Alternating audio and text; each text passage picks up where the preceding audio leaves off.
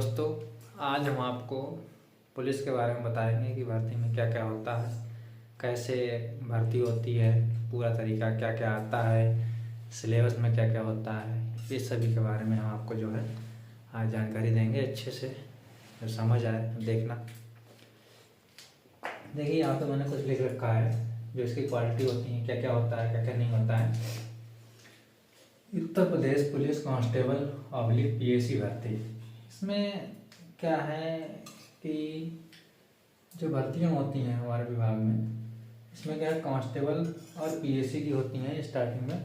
जो हम कांस्टेबल से जाते हैं, इसकी शैक्षिक योग्यता जो हमारी है इंटर होती है, मतलब 10+2 मांगते हैं या समकक्ष जो भी है तो वही होता है। शैक्षिक योग्यता इसकी जो है इंटर ही होती है। इंटर अगर आपने कर लिया है तो आप इसमें एलिजिबल हो सकते हैं, अप्लाई करने के लिए अप्लाई कर सकते हैं। दूसरा क्या है, उम्र की सीमा जो है हमारी इसमें 18 वर्ष होती है। 18 वर्ष से कम नहीं होनी चाहिए और 22 वर्ष से अधिक नहीं होनी चाहिए। नॉर्मल में कुछ कैटेगरी जो डिसाइड की हैं गवर्नमेंट के रूल के अनुसार होती हैं, नोटिफिकेशन में आती हैं और विज्ञापन में आती हैं, उसमें जो है 5 वर्ष तक की छूट मिल जाती है। बाकी जो है नॉर्मल एज हमारी जो है, नॉर्मल उम्र जो है 18 से 22 ही होती है और 5 वर्ष तक की छूट जो है इसमें दे रखी है। वो जो है कुछ कैटेगरी जो होती हैं उन्हीं के लिए होती है। तो उसमें विज्ञापन में साफ दर्शाया जाता है, नोटिफिकेशन आने से नोटिफिकेशन आता है उसमें साफ दर्शाया जाता है कि किस में छूट मिलेगी कितनी, किस में कितनी छूट नहीं मिलेगी। एक हमारा होता है फिजिकल स्टैंडर्ड, शारीरिक योग्यता जो हमारी होती है, शारीरिक शरीर हमारा कितना होना चाहिए। उसमें जो हमारे पुरुष भाई लोग होते हैं, जो मेल भाई हैं, उनकी ऊंचाई जो है कितनी होनी चाहिए, 168 सेंटीमीटर होनी चाहिए। पुरुष की ऊंचाई जो है 168 सेंटीमीटर होनी चाहिए। और सीना, चेस्ट, सीना जो हमारा होता है 79% जो है हमारा सीना नॉर्मल होता है, होना चाहिए। और 5 सेंटीमीटर उसमें फुलाव मांगते हैं। फुलाव कितना मांगते हैं, 5 सेंटीमीटर का, 5 सेंटीमीटर का फुलाव मांगते हैं।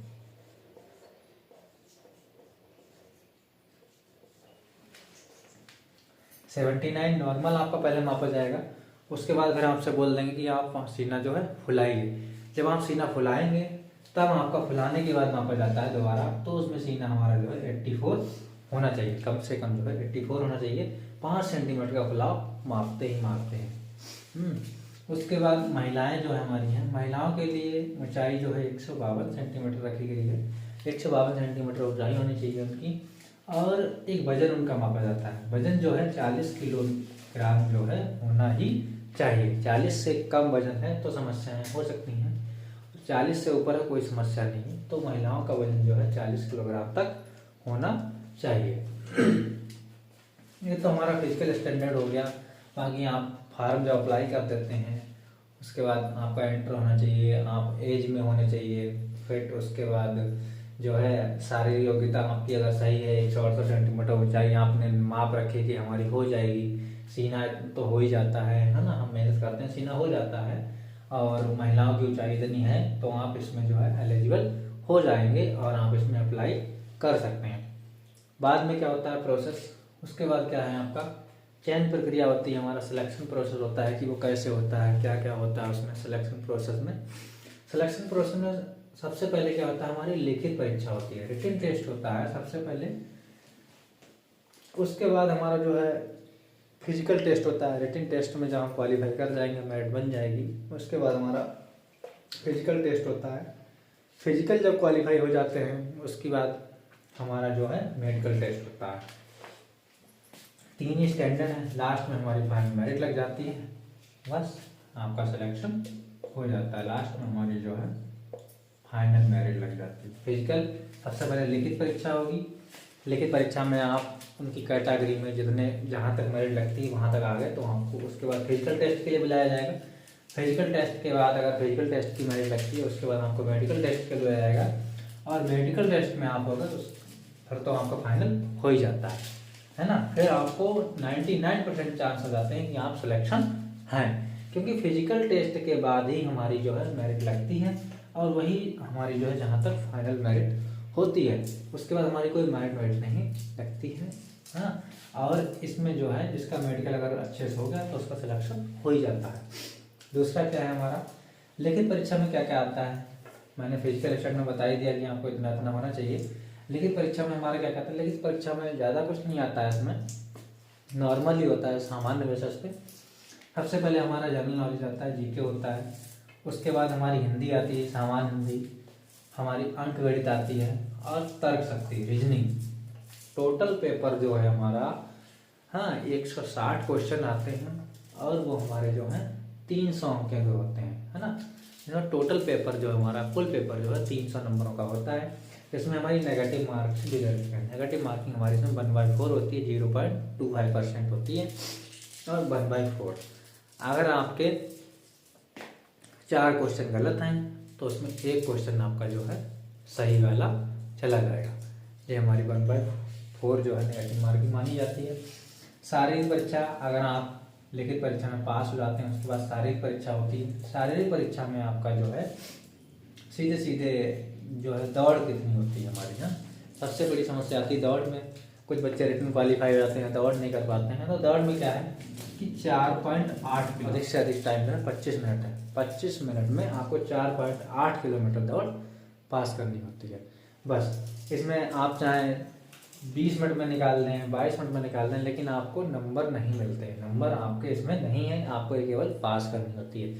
चाहे आप 25 मिनट में ही पूरे क्वालिफाई करें, आप तब भी उसमें पास रहेंगे। महिलाओं के लिए दौड़ जो है 2.4 किलोमीटर यानी 2400 मीटर होती है। उनके लिए समय जो है सीमा 14 मिनट है। महिलाओं के लिए 14 मिनट है।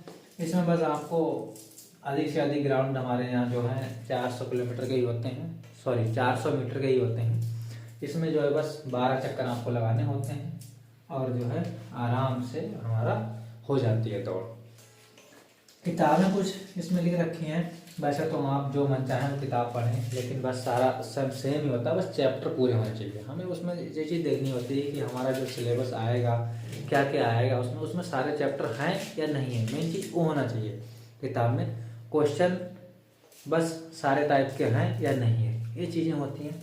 तो उसमें सामान्य सी किताबें हैं, लूसेंट सामान्य ज्ञान की आपको सभी जानकारी होगी, है ना। तो उसमें आप कर सकते हैं लूसेंट हिंदी का भी, हिंदी की किताब लूसेंट की आती है, या और कोई सामान्य हिंदी किताब अच्छी से अच्छी आप पढ़ रहे होंगे, आप देख सकते हैं। गणित RS अग्रवाल की सफिशेंट रहेगी, उसमें बहुत ज़्यादा होता है, सारे चैप्टर दे रखे होते हैं और सवाल भी हमारे हिसाब से सभी टाइप के हैं। तो उसे देख सकते हैं, या कोई भी दूसरी किताब हो आपके पास गणित आप प्रैक्टिस कर रहे हो, उससे हो जाता है। रीजनिंग की रही बात, रीजनिंग में बस सारे चैप्टर आते हैं। अब तो थोड़ा मतलब जो है ज़्यादा आने लगे हैं क्वेश्चन, हाँ, तो उसमें सारे टाइप के क्वेश्चन आते हैं और उससे पढ़ लेंगे आप। लूसेंट की ले लो, अरिहंत की ले लो या किरण की ले लो। उसके बाद करंट अफेयर जो है ज़्यादा नहीं आता, सामान्य सा ही आता है, क्या घटनाएं घटित हो रही हैं आजकल, जो भी नॉर्मल सी घटनाएं हैं वही आता है करंट अफेयर्स में। बाकी ज़्यादा करंट अफेयर्स नहीं पूछा जाता है। और उसके बाद अगर आपको सिलेक्शन लेना है, इसमें क्या होता है, सिलेक्शन लेने के लिए आपको एक प्रैक्टिस सेट जरूर लगाना चाहिए, हमारी जो राय है। क्योंकि प्रैक्टिस सेट लगाने से क्या होता है कि हम प्रत्येक दिन उस प्रैक्टिस सेट में सारे टाइप के क्वेश्चन हम देखते हैं जो हमारे आते हैं या हमारे परीक्षा में आ चुके हैं। तो उससे क्या होता है कि हम पर डे जो है सारे क्वेश्चन वो रिवीजन होते हैं। और जब आप रोज़ एक प्रैक्टिस सेट लगाओगे, जब से अगर आपका नोटिफिकेशन आ जाएगा या फॉर्म अप्लाई कर लेते हो 2-3 महीने में, तब आप एक प्रैक्टिस सेट अगर लगाते हैं तो उसमें क्या, अगर आपने 2-3 महीने की प्रैक्टिस सेट, रोज़ एक प्रैक्टिस सेट लगाया है, तो उसमें अगर आपने एक प्रैक्टिस सेट एक दिन लगाया, मान लीजिए 40 सवाल आपने हिंदी के कर लिए हैं, हाँ, तो एक दिन में अगर आप 40 क्वेश्चन हिंदी करते हैं, अगर आपने उसे 30 दिन के बजाय मान लीजिए 20 दिन ही महीने में प्रैक्टिस सेट कर पाया, तब भी जो है उसमें आप 800 क्वेश्चन हिंदी के कर पाएंगे। 800 क्वेश्चन हिंदी के कर पाएंगे, है ना। अगर 20 दिन भी करते हैं तो उसमें जो है आप 800 क्वेश्चन हिंदी के जब एक महीने में करेंगे, अगर 3 महीने आपने प्रैक्टिस कर ली, 8 या 2400 क्वेश्चन हो जाएंगे, तो कहाँ से बाहर जाएगा भाई, बिल्कुल नहीं बाहर जाएगा। लेकिन वही है कि आपको करना पड़ेगा। अगर आपको सिलेक्शन लेना है तो मेहनत तो करनी ही पड़ेगी। और एक मेन फोकस क्या होता है इसमें, अगर आपको सिलेक्शन लेना है तो मेन फोकस है आपका, अगर रीजनिंग आपकी अच्छी टारगेट है, क्योंकि मैं भी आपको बता रहा हूँ रीजनिंग अच्छी आपकी टारगेट है, तो हमारी जो मैथ आती है, इसमें गणित आती है, इसमें भी मेरे हिसाब से 10 से 15 सवाल जो हैं आपके रीजनिंग से ही मिले जुले होते हैं। तो अगर आपने रीजनिंग अच्छे से कर ली तो 40 क्वेश्चन तो आपके रीजनिंग के हो ही जाते हैं। उसके बाद 15-20 क्वेश्चन इसमें से आपसे मिल जाते हैं लगभग, तो मान लीजिए 65 क्वेश्चन जो है आपके नंबर पक्के हो जाते हैं। और रीजनिंग तो हमारे जब आती है जब हम प्रैक्टिस करेंगे, सबसे ज़्यादा से ज़्यादा प्रैक्टिस करेंगे तब हमारी रीजनिंग जो है हो जाएगा। रीजनिंग कवर हो गई, हिंदी सभी को हो ही जाती है, ज़्यादा उसमें वो भी नहीं आता है। हाँ, तो इतना हो जाएगा। और उसके बाद आपका हिंदी के 40 क्वेश्चन है, 40 में से अगर आपने 35 ही कर लिए सही से तब भी आपका जो है क्लियर हो जाएगा।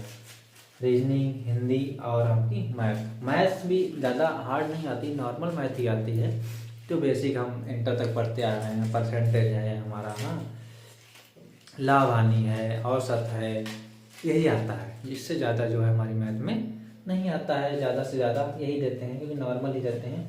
करंट अफेयर्स में जीके में हमारा जो थोड़ा बहुत आ जाता है, नॉर्मल सी जानकारी, सामान्य सी जानकारी में अगर आपने लूसेंट जीके पढ़ रखी है तो उससे बाहर नहीं जाता है, उसी में से ही सारा आ जाता है। बस क्या है, मेन है आपको जो है कि बस पर डे सिलेक्शन लेने के लिए आपको जो है पर डे पढ़ना पड़ेगा। अगर आपने मेहनत कर ली, एक बार आपने ठान लिया, बस आपको 2-3 महीने अगर अच्छे से आपने मेहनत कर ली, 2-3 महीने में आपका जो है पुलिस में सिलेक्शन हो जाएगा।